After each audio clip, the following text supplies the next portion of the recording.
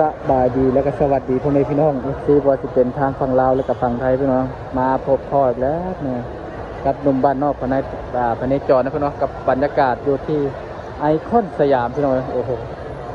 บรรยากาศพี่น้องเขาลินสงกรานต์กันแล้ววันนี้พี่น้องว่าที่เปียกเลยนะพี่น้องว้าพี่น้องโคตรเต็มเลยพี่น้องโอ้โหมันก็สาดน้ำกันแล้ววันนี้พี่น้องบรรยากาศผู้คนแน่นพี่น้องเขาลินสงกรานต์เลยจ้ะพี่น้องโอ้โหเขาลินสงกรานต์เลยได้พี่น้องไหมโอ้โหเรียกว่าสุดยอดพี่น้องเนาะ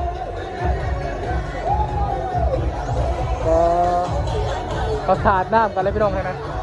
โอ้โหพี่น้องเนาะงานอีกอย่างวะพี่น้องผู้ใดฮู้กันคอมเมนต์มาแน่พี่น้องเนาะโอ้โหเขาจัดงานกันเลยพี่น้องโอ้ยนักท่องเที่ยวพี่น้องว้าพี่น้องเขาจัดงานเลยได้พี่น้องโอ้โหนมบ้านนอกคนจรก็ฮู้แล้วนี่พี่น้องว่ามีงานพี่น้อง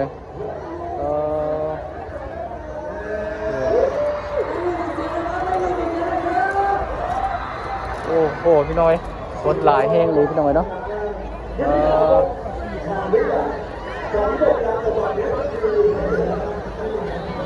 โอ้พี่น้อยคนหลายเลยพี่น้อยกับบรรยากาศเนาะ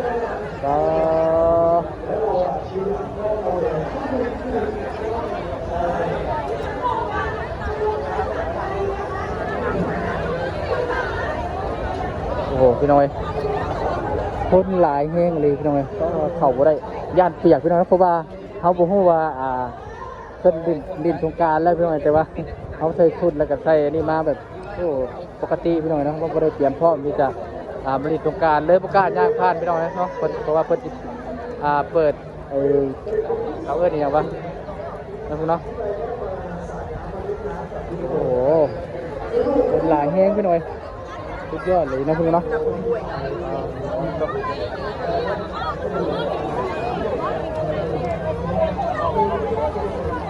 บรรยากาศนะครับเรียกว่าสุดยอดเลยพี่น้องโอ้โห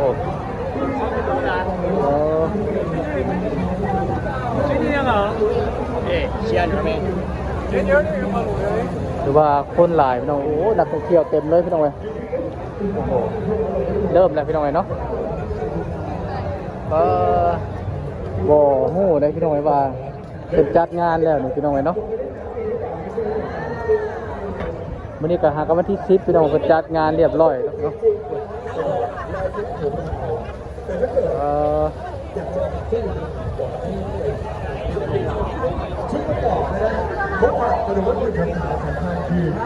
ถ้าเกิดสงกรานต์ปีนี้ถ้าเกิดเล่นน้ำให้แบบสุดๆในแบบนี้นักท่องเที่ยวปกติเขตนี่บริเวณนี่นักท่องเที่ยวก็เต็มอยู่แล้วนะพี่น้องเพราะว่าที่การเดินทางมาเที่ยวมาชมบรรยากาศนะพี่น้องแล้วก็มานั่งเรือแบบชิวๆพี่น้องเนาะแต่ว่าปัจจุบันตอนนี้เพิ่งจัดกันให้อะไรพี่น้องเทศกาลสงกรานต์เลยนะพี่น้องเริ่มสาดน้ำกันข้างในพี่น้องถือว่าโอ้โหถือว่าขึ้นค้นนี่บ่ให้เว้าเลยพี่น้องตอนนี้ถือว่ายังแน่นแห้งแน่นกว่าเก่าพี่น้องแน่นหนาเลยเนาะพี่น้อง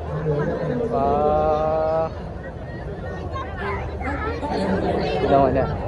นักท่องเที่ยวทั้งนั้นเลยพี่น้องเนาะบ่ได้เป็นว่าคนไทยก็มีแต่ว่ามีส่วนหน่อยมีส่วนหลายที่เป็นนักท่องเที่ยวทั้งนั้นเลยพี่น้องโอ้โหถือว่าสุดยอดพี่น้องเนาะถือว่าเล่นสงกรานต์นะพี่น้องเอาใจนักท่องเที่ยวบางคนก็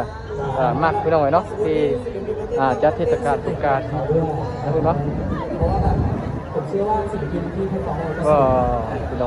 องอ๋อมีเวทีอยู่พุ่นพี่น้องได้ยินเสียงตู้มีเวทีอยู่บนหากระเห็นพี่น้องได้ยินเสียงแว่วๆคิดว่าอยู่ใส่คิดว่าบ่ได้มีเวทีที่แท้มันเป็นเวทีอยู่พุ่นพี่น้องเนาะ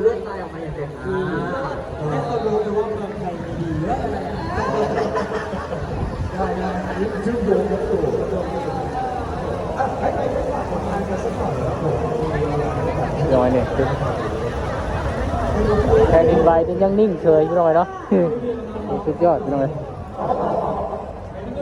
พี่น้อง นักท่องเที่ยวพี่น้อยเนาะไม่ใช่นักท่องเที่ยวทั้งเลยพี่น้อยเนาะปาดตัวพี่น้อยนั่นมันเป็นเวทีอย่างวะพี่น้อยนะผมเข้าใกล้บ่ได้มันโคตรลายพี่น้อยย่างไปบ่ได้เลย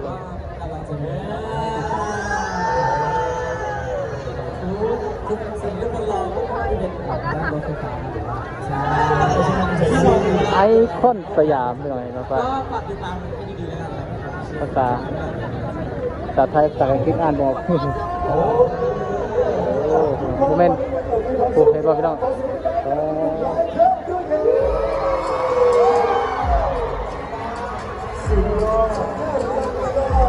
โอ้เพลงบุญติดดิกระทิบคนนอกบ้านนี่พี่น้องเอง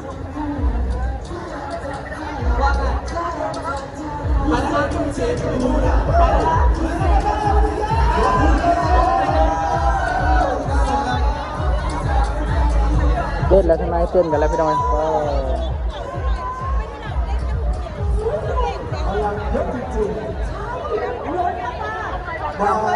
ฉากว่าจะถึงนี่เลยนะเอาไปเยอะเลยนี่แล้วเนี่ยปีนี้เป็นปีที่2นะที่เราได้กลับมาเล่นคอนเสิร์ตมาที่ไอคอนสยามนะมาทุกปีใครปีแล้วก็มาปีนี้ก็มานะคะขอเสียงปรบมือดังๆให้เลยค่ะแต่ละบ้าโอ้โหเขาบอกว่าจัดทุกปีเช่นนุ่มบ้านนอกคนจอดโบฮู้ว่าเป็นงานนี่อย่างน้องพี่น้องครับผู้ใดฮู้กะช่วยคอมเมนต์มาบอกแน่เพื่อนเนาะเพราะว่าบุเคยมาพี่น้องตามมาถ่ายเนาะที่บุเคยมาถ่ายช่วงเทศกาลสงกรานต์ง่ายๆพี่น้องเนาะคือว่าข้างในนี่ก็ถือว่าอย่างมันพี่น้องมีทั้งนักท่องเที่ยวชาวไทยและก็ต่างชาติพี่น้องเนาะ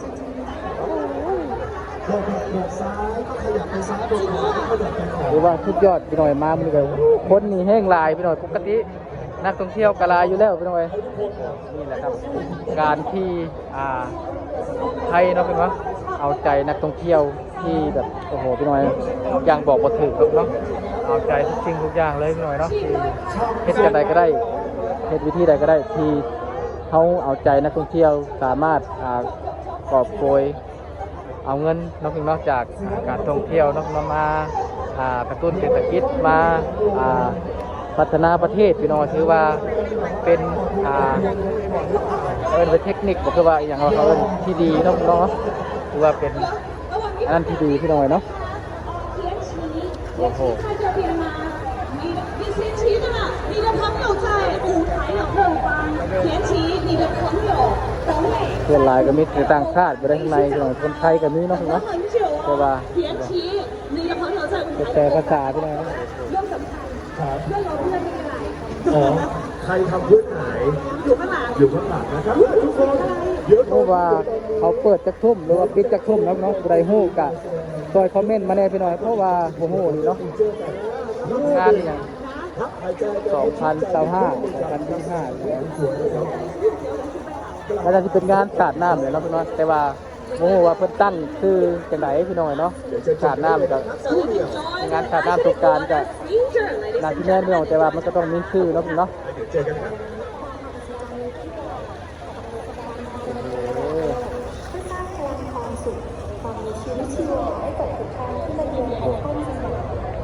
ให้สร้างความสุขเนาะพี่น้องเนาะแล้วก็สร้างชีวิตที่ว่าเพิ่นว่าให้คนที่มาเที่ยวมา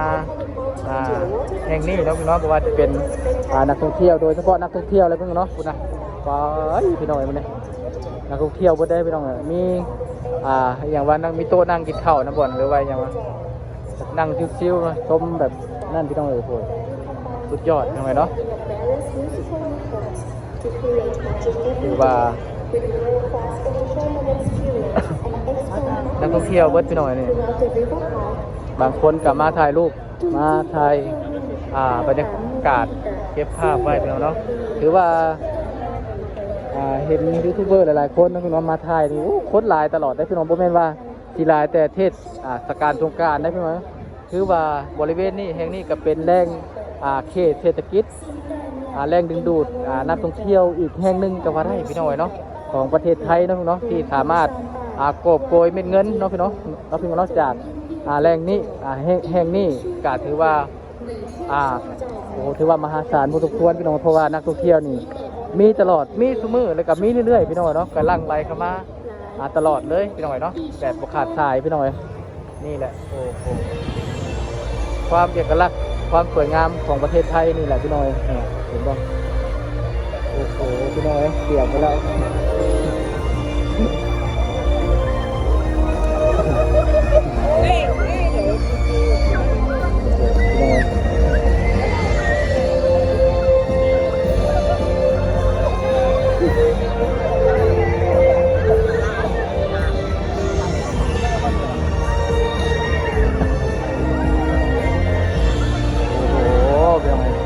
นักท่องเที่ยวต่างคนต่างหยิบกล้องขึ้นมา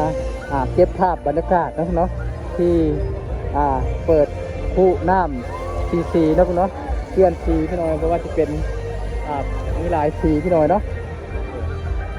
สุดยอดพี่น้อย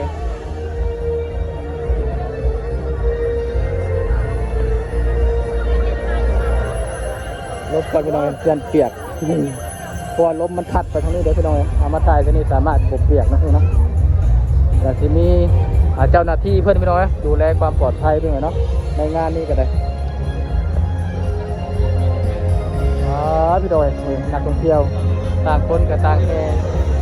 ถ่ายรูปพี่น้อยเนาะ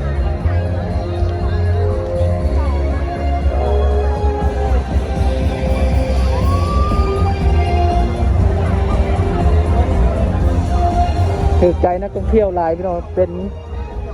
ถือว่าเป็นแรงดึงดูดของเมืองไทยก็ได้ก็ว่าได้ที่ให้นักท่องเที่ยวติดใจพี่น้อยเนาะ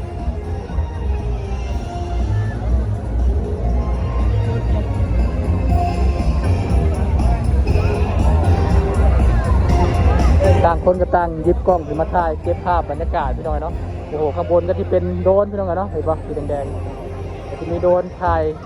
จากเรื่องจากทางสูงพี่น้อยเนาะมาถ่ายพี่น้องได้5เลยติดลิขสิทธิ์แล้วเพลงบาทพี่น้องติดยันติดเพลงลิขสิทธิ์แล้วบาทเพลงโอเคพี่น้องสำหรับคลิปนี้กับลาพี่และน้องไปจำนี้นะพี่น้องคลิปหน้าพ่อกันไหมพี่น้องสำหรับคลิปนี้กับสบายดีและก็สวัสดีครับเพราะว่าเพลงมันติดลิขสิทธิ์แล้วพี่น้อง